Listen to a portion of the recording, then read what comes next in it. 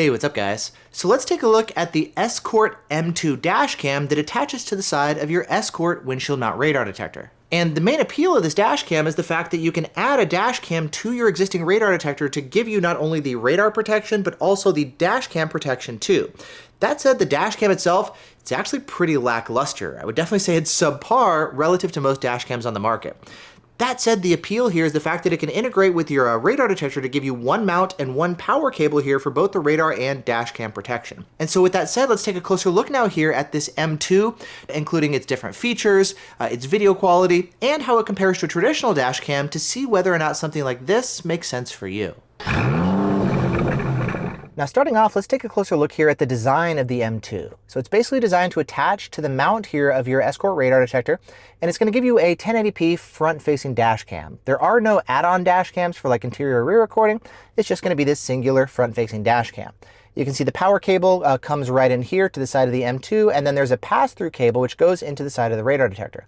Additionally, if you've got a laser jammer like the ZR6 or something, that can also be plugged in here for compatibility for radar, laser, and dashcam coverage. And it's pretty straightforward to install. You basically just connect it here to your existing radar detector mount. It comes with this bracket right here to attach it off to the side, and then because there's a little bit of added thickness here, it comes with a longer replacement bar to run inside the mag mount, and then you just reconnect the screw here like this. And fun fact, you can also pair the M2 with the Uniden brand radar detector if you're using it with the big single suction cup mount. And if I show you the previous generation, this is the M1 here like this. You can see it's a bar that sticks off to the side here for mounting, as well as the power cable that comes off the side. The design here, the M2 is a little bit different. It's going to be more rounded compared to the boxier M1. Still the same resolution with 1080p, but it does add some additional features like the GPS and some additional Drive Smarter app features as well. Now looking at the back of the dash cam, we've got some status LEDs right here. We've got a button that we can press to trigger emergency recording, or double press if we want to take a photo. We've got our micro SD card slot here at the bottom. It comes with a 16 gig card, though you can put in cards as large as 128 gigs. And with a dash cam like this, it's got lower resolution and quality. You can actually get up to 20 hours of video footage off a 128 gig card. There's a reset button right up there. The power cable goes into the side. There's a micro USB port right here to plug it into the computer or something. On the front right here, you've got the lens itself. It's going to give you a 140-degree viewing angle with this lens, and it also does not support polarizers to attach to the front of the dash cam if you want to kill reflections off your windshield or something. Additionally, there's Wi-Fi built into the dash cam, so you can connect to your phone to download video footage and change settings. It's also worth noting that with the added leverage here from the mount, plus this screw right here, sometimes you can get a little bit of extra vibration in the dash cam footage, which can lead to shakier video than a dash cam that actually connects directly to the windshield like most traditional dash cams. And in fact, if we compare it to something like the MaxCam 360C, this is also a radar detector dash cam combo, except it's going to be even more integrated. It's got a 2K dash cam built in right there, so even higher resolution than the 1080p one here on that dash cam. So better video quality, plus the tighter integration is going to allow this to add some additional features, such as displaying the radar information and have that stamped onto the dash cam video footage as well. That's not a feature that's going to be available in the M2. Next, let's take a look at the video quality here from this dash cam.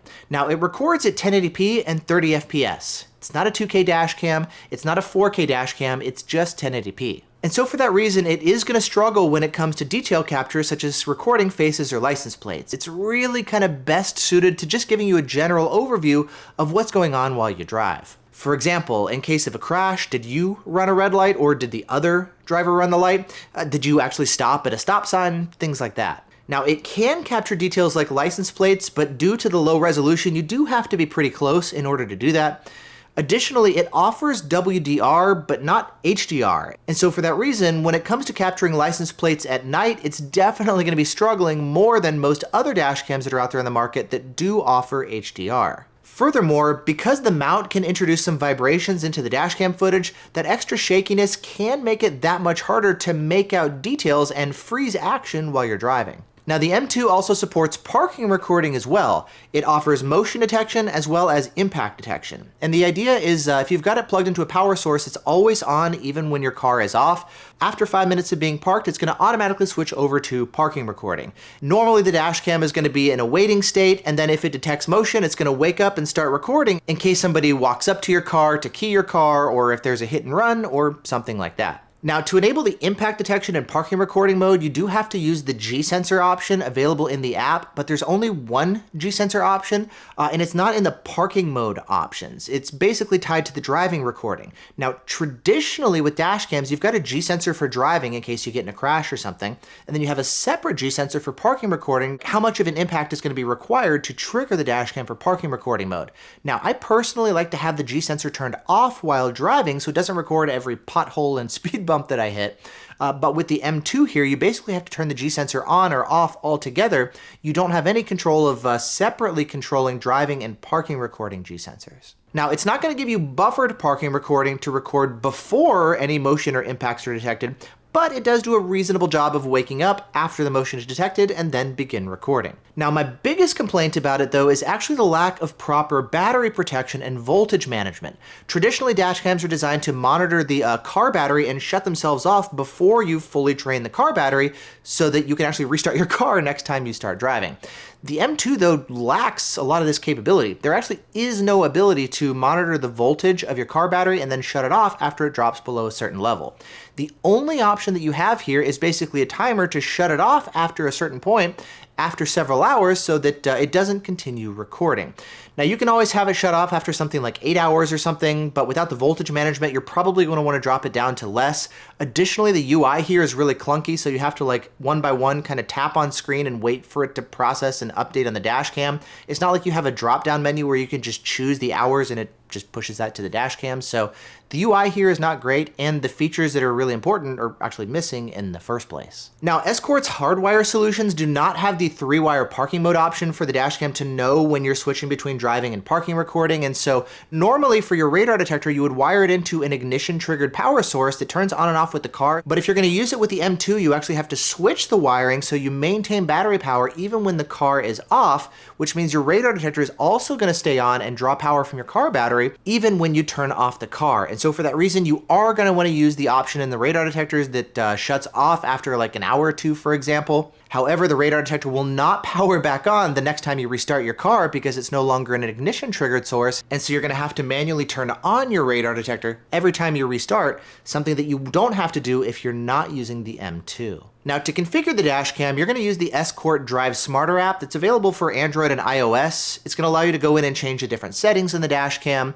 You can also update the firmware over the air using the phone. You also have the option, of course, of going to Escort's website to download the latest firmware update file, which you can then copy over to the micro SD card, plug into the dash cam, and update that way if you prefer. Now, because the dash cam does not have an LCD in the back, when it comes to mounting and installing and getting the dash cam aimed, you're going to want to use the app to help you with this process. You're going to connect to it over Wi-Fi and then do the live streaming thing. Two things to know about that. Number one, make sure you disable your VPN because it will break and not work if you've got a VPN running.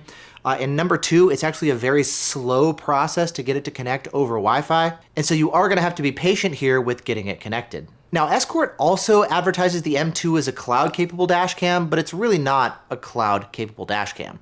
Traditionally, with cloud-based dash cams, they're going to have an internet connection in the car so that when you're driving around or parked, you can actually remotely see what's going on in the car, like live streaming video, even if you're like in another country or something. In case somebody hits your car while you're parked, it can send a notification out via the cloud. You get a notification on your phone. That video can be uploaded to the cloud, etc. With the M2, you actually get none of that. Instead, its cloud functionality is basically letting you download video files from the dashcam to your phone when you're sitting right next to it. You just connect over Wi-Fi and start downloading the video footage, and then once you've got a copy of that video file on your phone, you can then upload that video manually to the cloud as if you're uploading to YouTube or something. And so there's not really anything special here except for the fact that I guess you're using Escort servers instead of YouTube or some other video sharing service.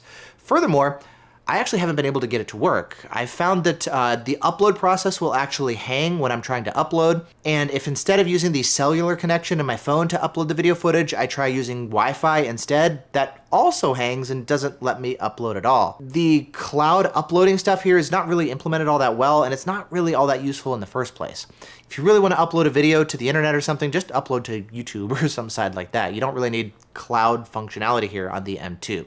Now, there is an option in the dashcam to enable a hotspot, but unlike products like the Redline 360C or even the Escort Max Cam 360C that have Wi-Fi built in and do let you connect to a Wi-Fi hotspot, That's not the case here with the M2. And I was really confused about this because there is an option in Drive Smarter under remote security that's going to allow you to remotely live stream the video footage from the M2 like you can do with the Dashcam, but that feature doesn't work either. And I talked to Escort about it and they said, number one, the hotspot feature shouldn't even be available here in the app, and it must just be like a leftover switch from other products that do support that capability. And number two, it doesn't support remote live streaming either, so I'm not actually sure why it's showing up in the app. So definitely weird stuff here when it comes to all of the cloud stuff. Now, Escort also offers an emergency Mayday feature, which is the idea where in case you get in a crash, it can automatically send a notification to friends and family or something. The idea is you just punch in people's information into the Drive Smarter app, and then in case you get in a crash, the G sensor from the Dashcam can sense that, and if you're connected to the Drive Smarter app, it can send that information over to the app, and then your phone will send a text message out. If you're not connected to the Drive Smarter app, because there is no other internet connectivity for the Dashcam itself, that feature will not work. And so a lot of the bonus features from the Dashcam here are either not very well implemented or just not functional at all. When it comes to the core functionality here of the Dashcam, the video quality is pretty lackluster, and the parking mode is pretty simplistic to the point where I probably would not recommend actually using it in the first place. Now, the M2 actually launched back in 2021, and it was pretty underwhelming back then, but since then we've had a lot of new Dashcams come out, so I feel like here in 2025, it's kind of hard to justify the M2. And the reason I say that is it retails for $199, though you can often find it available on sale for less. That said, for around the same price, you can actually find 4K Dashcams available now, and these are going to offer much better video quality with the resolution bump, and you get HDR. There is an LCD in the back to make it easier to get the Dashcam aimed and change settings. You can get proper parking recording and voltage management to not drain your car battery, and if you want the cloud functionality, well, you can add on the LTE module itself and actually get reasonable cloud functionality. And so with that in mind, if the M2 sounds like a good fit for you, I'll put a link down in the video description to where you can pick one up. I'm hoping that Escort releases an M3 at some point with higher resolution. I feel like 2K is kind of the minimum here at this point. 1080p is kind of hard to take seriously nowadays. It definitely needs voltage management for the parking recording to give it better parking recording coverage. And hopefully if they're going to advertise stuff like cloud functionality, cloud's not a big deal, but it's a nice bonus. I would love to see that implemented much, much better to give it true cloud functionality, to actually have it connect to a hotspot if you've got one in your car, a lot like you do for a lot of Escort's radar detectors that have Wi-Fi built in. I would love this to be able to connect to Wi-Fi as well and actually give us the cloud functionality as well. So I think there is a lot of improvement here on the M2. But if you want something that kind of integrates with your existing radar detector, you want the convenience, then sure, I could see a reason for getting something like the M2. Other than that, that's my thoughts here on the Dashcam. Pretty lackluster, but I guess if you really want the convenience, then okay, it's better than nothing, so there you go. Thanks so much for watching. If you like Dashcam review videos like this, make sure you subscribe and hit the notification bell to stay up to date as new videos go live. Other than that, thanks so much for watching. Hope you're all doing great, and I'll see you in the next one.